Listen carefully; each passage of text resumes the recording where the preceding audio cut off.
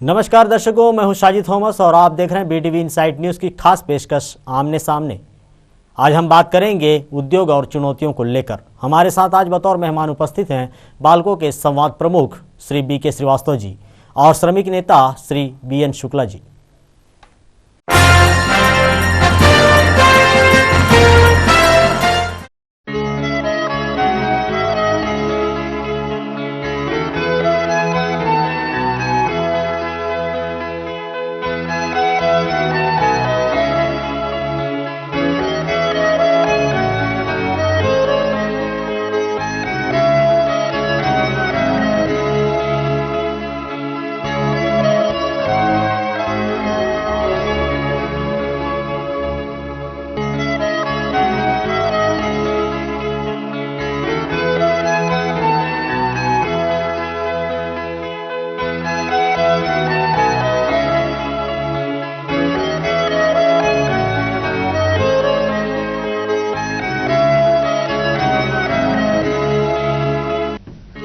किसी भी राष्ट्र की प्रगति का पैमाना वहां संचालित उद्योग धंधे होते हैं। अर्थव्यवस्था का निर्धारण करने में उद्योग अपनी खास भूमिका निभाते हैं।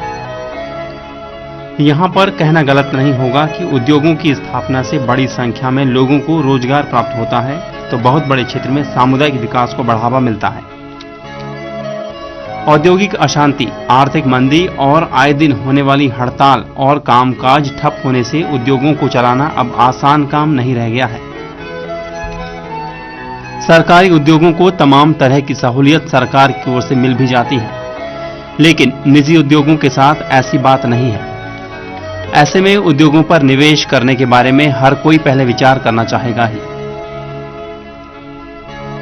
बीटीवी की इस खास पेशकश में हमने उठाई हैं उद्योगों से जुड़ी समस्याएं और उनके बारे में क्या हो सकते हैं समाधान। देखिए इस चर्चा को।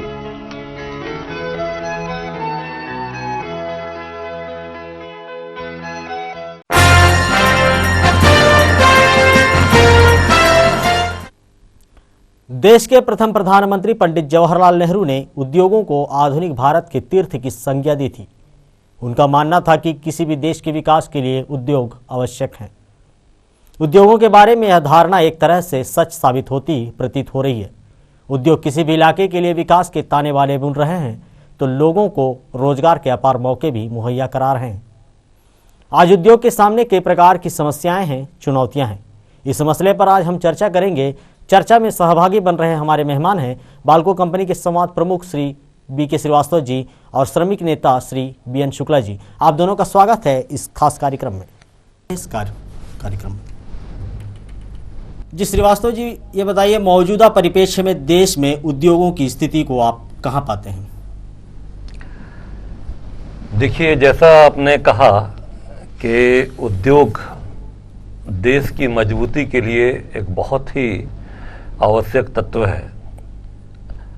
पंडित नेहरू ने आज़ादी के बाद इस बात को बखूबी समझा कि अगर हम मजबूत नहीं हुए तो वापस अंग्रेज या कोई और आके फिर से हमें गुलाम बना देगा।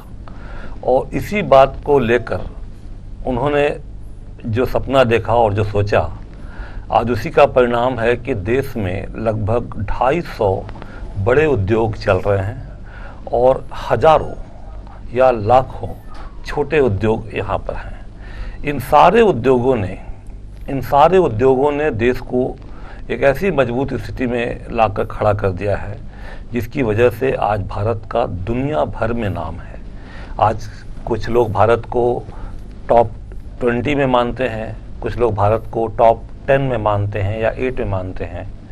आज हमारे प्रधानमंत्री जी का बाहर में इतना सम्मान होता है, आप टीवी में देखते हैं। वो सम्मान अकेले एक व्यक्ति का नहीं बल्कि पूरे देश का है और देश की मजबूती का है। और ये सारी मजबूती हम और आप, हमारे सारे उद्योग मिलकर करते हैं। तो उद्योगों का एक बहुत बड़ा महत्वपूर्ण भूमिका है। लेकिन जो आपने ये कहा कि आज उद्योगों के साथ कई चुनौतियां हैं, कई समस्याएं हैं और उन्हें उन समस्याओं से बाहर निकलना है, ये बात भी उतना ही सही और सच है कि हम कई समस्याओं से जूझ रहे हैं और हम चाहते हैं कि उनसे बाहर निकलें और फिर से वापस उद्योग मजबूत हों ताकि देश मजबूत हो। जी, आज़ादी के बाद उद्योगों की प्रगति पर क्या वाकई सही रफ्तार से हुई है, क्या लगता है? जी बिल्कुल सही रफ्तार से हुई है। आज़ादी के समय हमारे यहाँ ऐसे कुछ भी उद्योग नहीं थे जो देश की मजबूती में सहयोगी रहे हों। उद्योग क्या थे? साबुन के, कपड़ों के, छोटे मोटे वाहन के उद्योग थे। ऐसा उद्योग जो इंफ्रास्ट्रक्चर का हो, स्टील का उद्योग हो, एल्युमिनियम का उद्योग हो, और ऐसे उद्योग जो कि देश को सही में मजबूत कर दें, ऐसे उद्योग बिल्कुल नहीं थे। नेहरू जी के प्रयास से सबसे पहला उद्योग जो स्टील का लगा, यहाँ छत्तीसगढ़ के अंदर ही, तब वो मध्य प्रदेश होता था, भिलाई में लगा। वहाँ से जो यात्रा शुरू हुई तो न जाने कितने स्टील के उद्योग लगे और न जाने कितने जिंक, एल्युमिनियम, कॉपर और दूसरे कपड़े, पेट्रोलियम, रिफाइनरी और फर्टिलाइज़र सबके लगे। तो ये सही रफ्तार से हुई है। लेकिन जिस तरह से हम बाकी लोग आगे बढ़ रहे हैं, जिस तरह से चाइना, जिस तरह से अमेरिका, जिस तरह से दूसरे विकसित देश आगे बढ़ रहे हैं, उसके मुकाबले में हमारी रफ्तार सही नहीं है। हमें इसको और बढ़ाने की ज़रूरत है और इस रफ्तार में जो भी रुकावटें आ रही हैं उनको समझने की, उनको हल करने की ज़रूरत है, ताकि हम अपने देश को और तेज़ी से आगे ले जा सकें। जी, हमारे साथ इंटक के ACKMC के केंद्रीय उपाध्यक्ष BN शुक्ला जी उपस्थित हैं। जी शुक्ला जी, बताइए आपके नज़रिए में उद्योगों की कितनी ज़रूरत है इस वक्त देश और लोगों को? उद्योग का ज़रूरत देश को तो है ही है, लोगों को भी है। देश की तरक्की उद्योग के माध्यम से ही किया जा सकता है।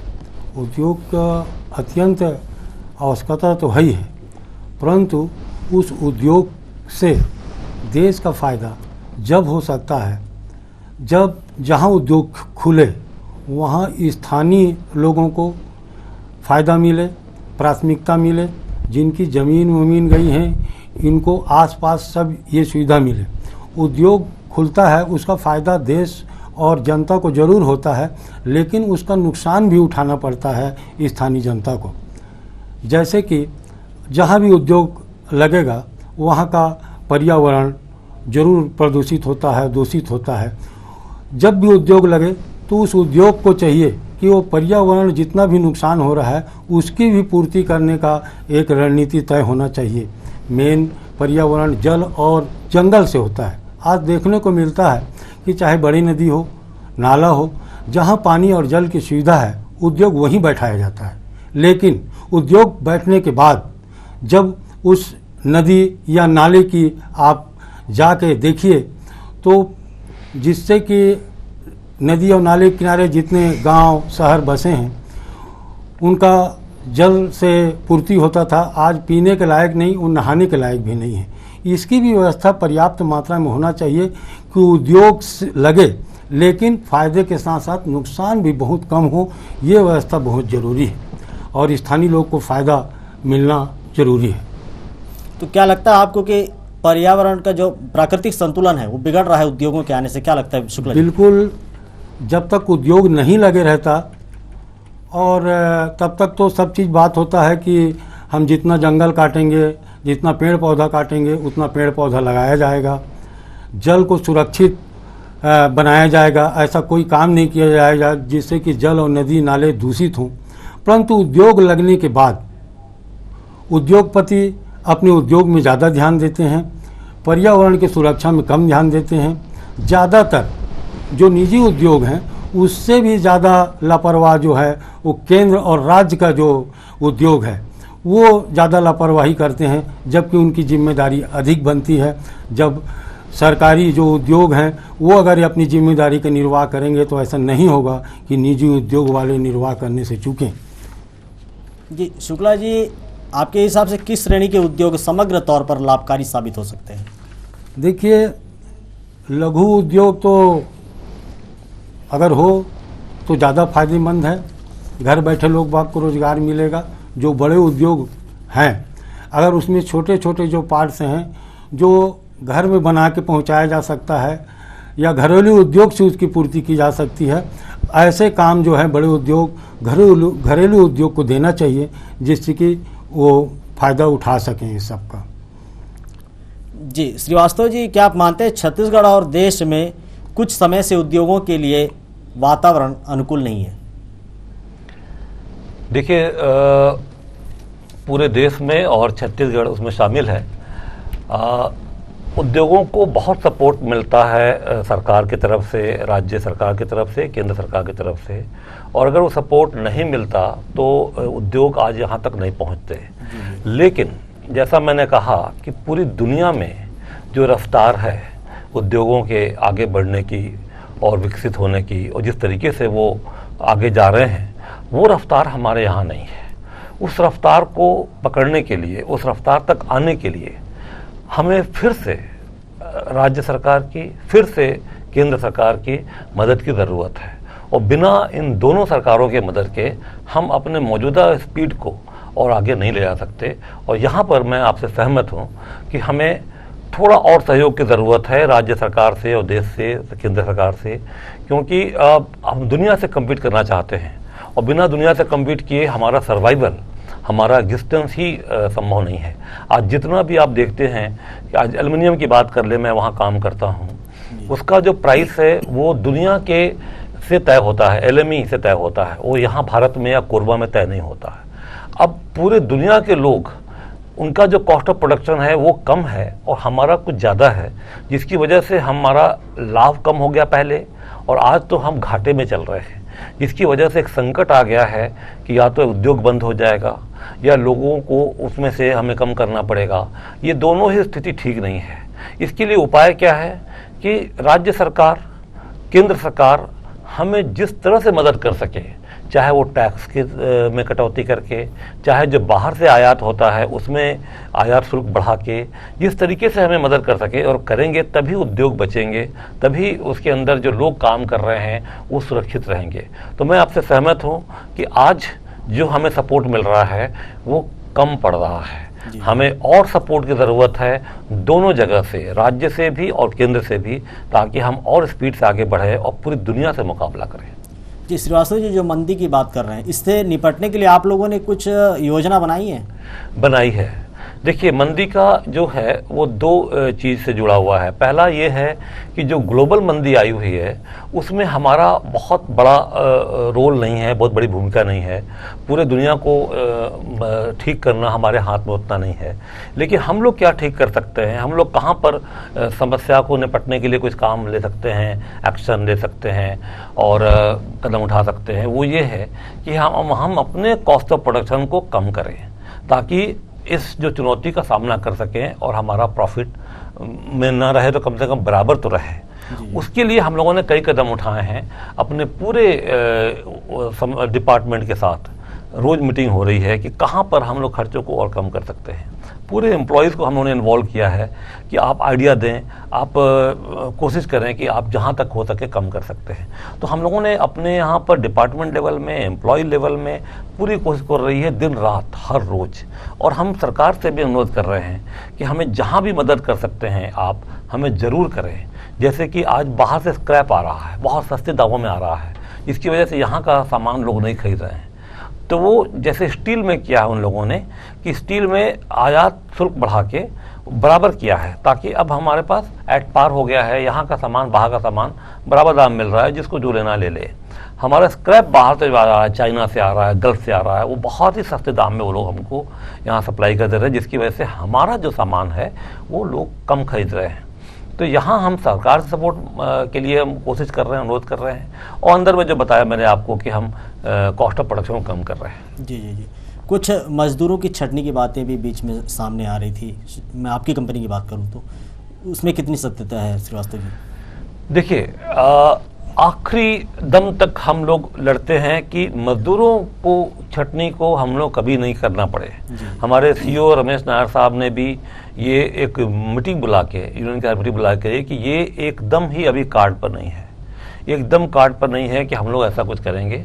और हम लोग पूरी कोशिश करते हैं, आखिरी दम तक ये लड़ाई हम लोग लड़ेंगे कि हम वहाँ तक नहीं पहुँचे। लेकिन इस बात को रूल आउट नहीं किया जा सकता कि अगर समस्याएं बढ़ती चली गई, सरकार से मदद नहीं मिला और ये स्थिति बनी रही, तो हम भविष्य के बारे में उतने श्योर नहीं हैं। लेकिन आज तो हम एकदम डिटरमिन्ड है, आज हम एकदम कोशिश कर रहे हैं कि ऐसी कोई भी चीज़ हमें नहीं करनी पड़े। जी शुक्ला जी, क्या कहते हैं आप जो श्रीवास्तव जी बताएं उस बारे में, क्या नज़रिया रखते हैं आप? देखिए, वहाँ ऐसा है कि बाल्को में जो रेगुलाइज एम्प्लॉइज हैं उनका तो छटनी का सवाल नहीं उठता है। जी जी। छटनी का विवाद जो है, जैसे सुनने, पढ़ने और देखने को मिलता है, वो ठेकेदार मजदूर, ठेकेदार छटनी करता है उसको। लेकिन क्या है कि बाल्को के अंडर में ठेकेदार काम करता है और वो ठेकेदार के अंडर में जो मजदूर काम करता है, तो दायित्व तो बाल्को का बनता है कि ठेकेदार मजदूर का भी संपूर्ण सामाजिक सुरक्षा और नैतिक सुरक्षा की जिम्मेदारी बाल्को की है। और ये बाल्को की जिम्मेदारी बनती है कि ऐसी छटनी ना हो, ऐसा विवाद ना हो, क्योंकि मजदूर का रोजी रोटी का समस्या, रोजगार की समस्या आएगा तो वहाँ मजदूर आंदोलन अपने आप खड़े हो जाता है।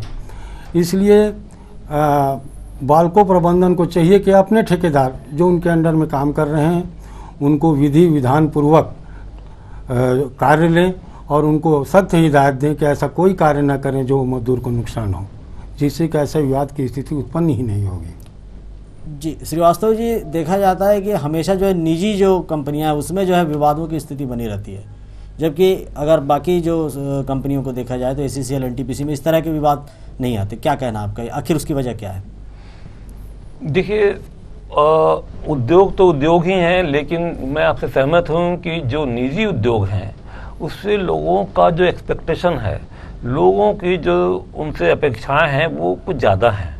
बल्कि ACCL के मुकाबले में, NTPC के मुकाबले में, CSB के मुकाबले में वो अधिकांश लोग जो समाज के वर्ग के लोग हैं वो उससे ज़्यादा पाने की उम्मीद करते हैं, ज़्यादा उससे तरफ देखते हैं मदद के लिए, जिसकी वजह से ये मुझे लगता है कि ये समस्या ज़्यादा है।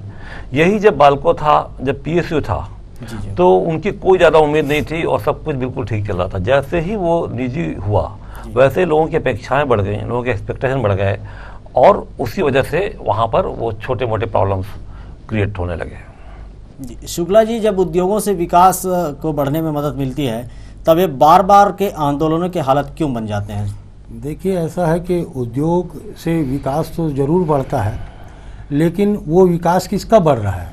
देश का बढ़ रहा है जी, जनमानस का बढ़ रहा है, जनता का बढ़ रहा है, स्थानीय लोग को बढ़ रहा है, ये देखने वाली बात है। आज की स्थिति में जिस सोच के तहत पंडित नेहरू जी ने सार्वजनिक क्षेत्र का स्थापना किया था, आज देखिए हम लोग बोलते हैं उद्योग बढ़ रहा है, उद्योग अच्छी स्थिति में आ रही है, देश की उन्नति हो रही है। हम एक तरफ तो उद्योग को बढ़ने की बात कर रहे हैं और देख रहे हैं, दूसरे तरफ जिस सपना को लेके नेहरू जी ने सार्वजनिक क्षेत्र का जो स्थापना किया था, आज उसकी स्थिति क्या है? आज बहुत सारे सार्वजनिक क्षेत्र बंद होने की स्थिति में है। बहुत सारे सार्वजनिक क्षेत्र के उद्योग जो हैं, कारखाने हैं, वो निजीकरण की ओर जा रहे हैं। क्यों? इसलिए कि गवर्नमेंट उसमें ध्यान नहीं दे रही। गवर्नमेंट किसमें ध्यान दे रही है? उद्योगपतियों में ध्यान दे रही है। आज ये आप देख लीजिए, छत्तीसगढ़ में भी बिजली प्लांट, पावर प्लांट के लिए प्राइवेट उद्योगपतियों को बहुत सारी जमीन दी गई है। आज वो 5 साल हो गया, 10 साल हो गया, वो उद्योग बैठा नहीं, प्रोडक्शन चालू नहीं हुआ, लेकिन वही उद्योगपति जाके दूसरे राज्य में जाके फिर जमीन मांग रहे हैं वहाँ प्लांट बैठाने के लिए। एक प्लांट को आपने पूरा नहीं किया, दूसरे स्टेट में जाके दूसरे प्लांट के लिए आप जमीन ले रहे हैं। हमको तो ऐसा लगता है कि आज की स्थिति में उद्योग का विकास कम और उद्योगपति का विकास ज़्यादा हो रहा है। उद्योग चालू हो चाहे ना हो, लेकिन जमीन जो है उद्योगपतियों के कब्जे में आ रहा है। तो ऐसे में विकास का क्या मायने है? जो पुराने उद्योग बैठे हैं वो उनका उन्नति हो, ऐसी स्थिति में उनको रखा जाए कि वो बंद ना हो। नए उद्योग जरूर आने चाहिए, बिल्कुल नए उद्योग आने से विकास होगा, लेकिन ये ध्यान होना चाहिए गवर्नमेंट का कि नया उद्योग एक समय सीमा के अंदर चालू हो जिसके उसका फायदा देश को मिल सके। लेकिन आज की स्थिति में ऐसा कहीं देखने को नहीं मिलता है। आज उद्योग के नाम से लोन ले लिए हैं, सब ले लिए हैं। कई पावर प्लांट ऐसे हैं कि आज चालू होने की स्थिति में नहीं है। आए दिन अपना वो मजदूरों का वेतन नहीं दे रहे हैं, जिससे कि विवाद की स्थिति उत्पन्न हो रही है। आपके कोरबे क्षेत्र में ऐसे आए दिन देखने को मिल रहा है जो सुचारू रूप से उद्योग का संचालन नहीं हो पा रहा है। जी श्रीवास्तव जी, श्रम कानून में जो सुधार की प्रक्रिया का शोर इन दिनों चल रहा है, इससे क्या नफा नुकसान होगा उद्योग और कामगारों को? देखिए, अभी जो श्रम कानूनों में सुधार की बात चल रही है, तो मुझे तो बहुत अच्छी और अधिक जानकारी नहीं है, लेकिन मैं इतना मान के चल रहा हूँ कि सरकार जो सोच रही है, वो जो सोच है वो अल्टीमेटली उद्योगों को और कामगारों को दोनों को फ़ायदा ही पहुँचाएगा, और हम उसको तरफ आसान्वित हैं कि वो इम्प्रूवमेंट ही लाएगा। जी शुक्ला जी, आखिर जो नया श्रम कानून सरकार पेश करने जा रही है, उसमें ऐसा क्या है जिसका विरोध जो है श्रमिक संगठन कर रहे हैं? ये नया श्रम कानून जो गवर्नमेंट ला रही है जी, इसमें पहले श्रम कानून में ये था कि जहाँ 100 लोग काम करते हैं उस उद्योग को अगर बंद करना है तो गवर्नमेंट से परमिशन लेना पड़ता था कि हम बंद करेंगे इसको, आप परमिशन दीजिए। तो इससे क्या होता था कि जो श्रमिक वहाँ कार्य करते थे उनकी भविष्य की सुरक्षा के लिए गवर्नमेंट कदम उठाता था, या गवर्नमेंट एक तरीके से उनके भविष्य की सुरक्षा की जिम्मेदारी गवर्नमेंट के ऊपर रहता था। लेकिन अभी के श्रम कानून में 100 की संख्या को बढ़ाकर 300 कर दिया गया है कि जहां 300 श्रमिक कार्यरत रहेंगे वहां उद्योगपति जब चाहे तब अपना उद्योग बंद कर सकता है और जब चाहे तब चालू कर सकता है। ऐसी स्थिति में वहां श्रम संगठन भी काम नहीं कर पाएगा। आज के श्रम कानून के तहत जहां 50 श्रमिक कार्य करते हैं वहां श्रमिक संगठन का निर्माण किया जा सकता है, लेकिन ऐसी स्थिति में वहां श्रमिक संगठन भी कार्य नहीं कर पाएगा, जिससे कि 300 जो मजदूर ऐसे उद्योग में काम करते हैं उसकी भविष्य की जिम्मेदारी किसके ऊपर रहेगी। इसलिए हम लोग विरोध कर रहे हैं। दूसरा चीज़ इसमें यह है कि ये भी पेश किया जा रहा है कि श्रमिक संगठन में उस उद्योग में कार्यरत श्रमिक ही उसका पदाधिकारी रह सकता है।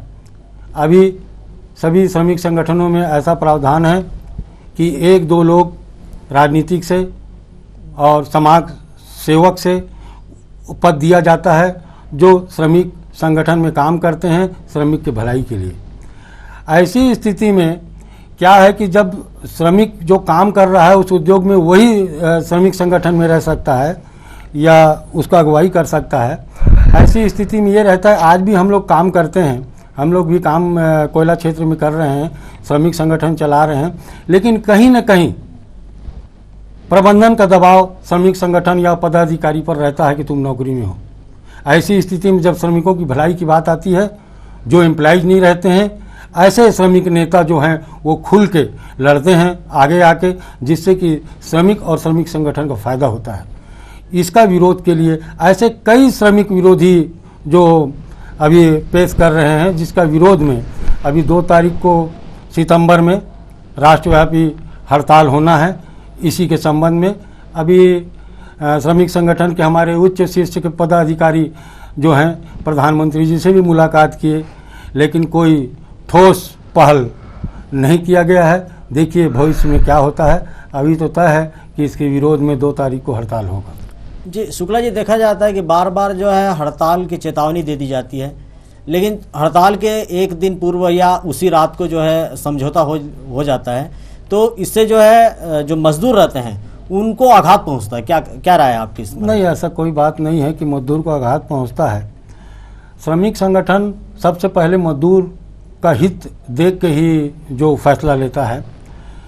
अगर आवश्यकता नहीं है, बिना आंदोलन के ही अगर हमारा काम और मांग पूरा हो रहा है, ऐसी स्थिति में उद्योग में हड़ताल करके उद्योग को नुकसान पहुंचाना अपने आप को ही नुकसान पहुंचाना है, क्योंकि प्रबंधन तंत्र से ज़्यादा अधिकार उद्योग में श्रमिक का होता है। उद्योग है तो श्रमिक है और श्रमिक है तो श्रमिक यूनियन है।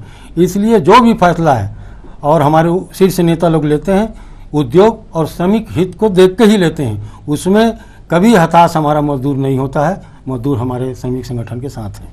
जी जी, चर्चा में विराम देते हुए श्रीवास्तव जी, हम जानना चाहेंगे कि आप उद्योग जगत के लिए क्या अपेक्षा रखते हैं सरकार से? जैसा कि मैंने पहले बताया कि सरकार के सहयोग के बगैर जी हम यहाँ तक पहुँच ही नहीं सकते थे।